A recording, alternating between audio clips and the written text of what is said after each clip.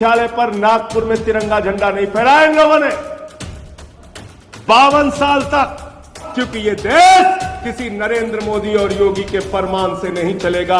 ये देश चलेगा तो बाबा साहब डॉक्टर भीमराव अंबेडकर के संविधान से चलेगा।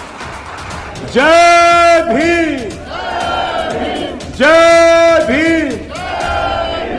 आज भी हकीकत यह है कि अगर एक आदमी 20 किलोमीटर पीछे खड़ा है और एक आदमी 20 किलोमीटर आगे खड़ा है तो उन दोनों लोगों के बीच में प्रतियोगिता नहीं हो सकती।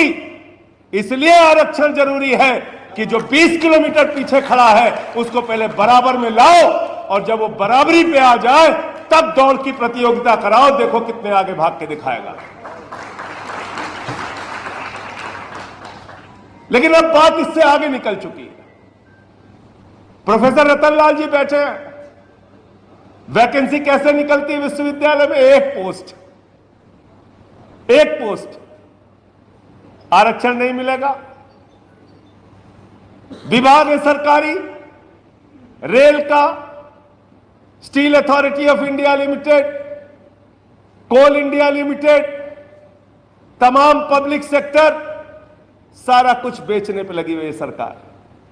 आपको जान के हैरानी होगी कि हिंदुस्तान की पहली सरकार है मोदी जी की सरकार, अपने आप को देशभक्त कहने वाली सरकार, अपने आप को राष्ट्रवादी कहने वाली सरकार।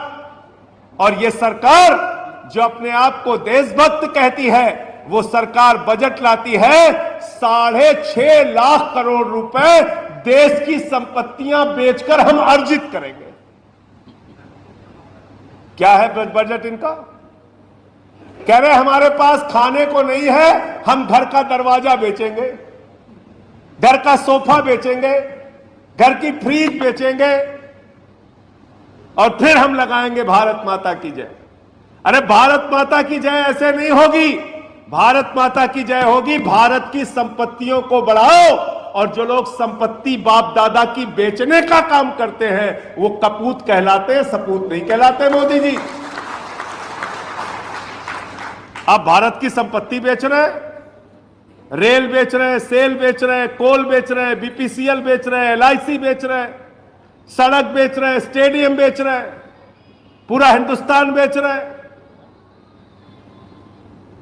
जब आप सारी सरकारी संस्थाओं को बेच देंगे, सरकारी नौकरियां रहेंगी ही नहीं, तो आरक्षण किस बात का मिलेगा?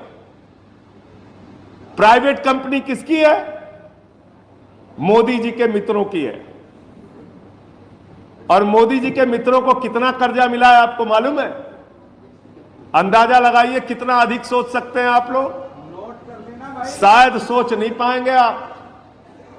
मोदी जी ने अपने चंद पूंजीपति मित्रों का 11 लाख करोड़ रुपए माफ किया है। 11 लाख करोड़ रुपए। जीरो लगाते लगाते थक जाओगे आप। उनका एक सबसे करीबी दोस्त है जिसका नाम है अडानी, उसकी कुल संपत्ति है 10 लाख करोड़ रुपए की, 10 लाख करोड़ रुपए की। और उसके ऊपर कुल कर्जा मालूम है कितने? उसका नाम अभी बिल गेट्स से ज्यादा अमीर लोगों की सूची में आ गया। इतना कर्जा दिया है मोदी जी ने। अगर आरपी सिंह जी को भी इतना कर्जा दे दे तो ये भी बिल गेट्स से ज्यादा अमीर हो जाएंगे। कितना कर्जा दिया मालूम है? 2.5 लाख करोड़ रुपए। 2.5 लाख करोड़ रुपए। यहां बैठे हैं इतने सारे लोग। आपको अगर भाई बैंक से 2.5 लाख रुपए का कर्जा लेना है, 365 कागज आपसे मांगे जाएंगे। खतौनी लेके आओ, प्रमाण पत्र लेके आओ, इनकम सर्टिफिकेट लेके आओ, ये सर्टिफिकेट लाओ, वो सर्टिफिकेट लाओ। और अडानी को 2.5 लाख करोड़ रुपए का कर्जा। आप 10,000 20,000 रुपए बाकी होते हो तो आपको हवालात में बंद कर दिया जाता है। तहसीलदार आता है, कहता है आपका 20,000 रुपए बाकी है बैंक का, चलो थाने में। 20,000 करोड़ लेके नीरव मोदी, मेहुल चौकसी भाग गया। 9,000 करोड़ लेके विजय माल्या भाग गया।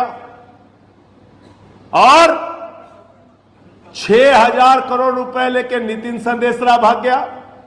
और एक बहुत सुंदर सी फोटो भी आई थी। किसकी फोटो आई थी? ललित मोदी की फोटो आई थी। देखा था कि नहीं आप लोगों ने? बढ़िया सुंदर सी फोटो उसने अपनी डाली और भारत की सरकार को चिढ़ाया। 3,000 करोड़ रुपए लेके भाग गया। 3,000 करोड़ लेके, 3,000 करोड़ लेके। आपके बच्चों के लिए, स्कूल के लिए पैसा नहीं सरकार के पास। देश की शिक्षा का बजट है 2%।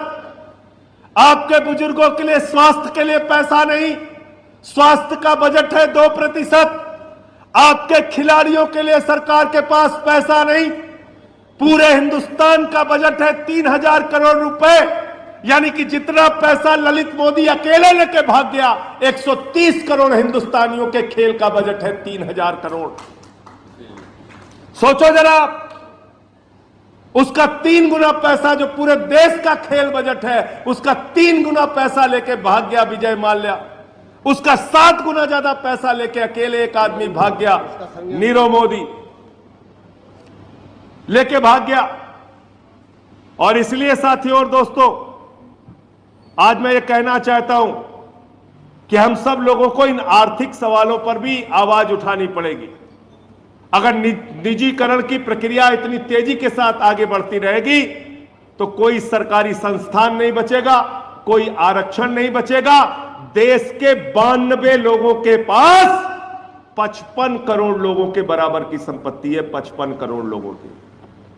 असमानता का स्तर कितना है आप कल्पना कीजिए। कल्पना कीजिए, लाखों करोड़ रुपए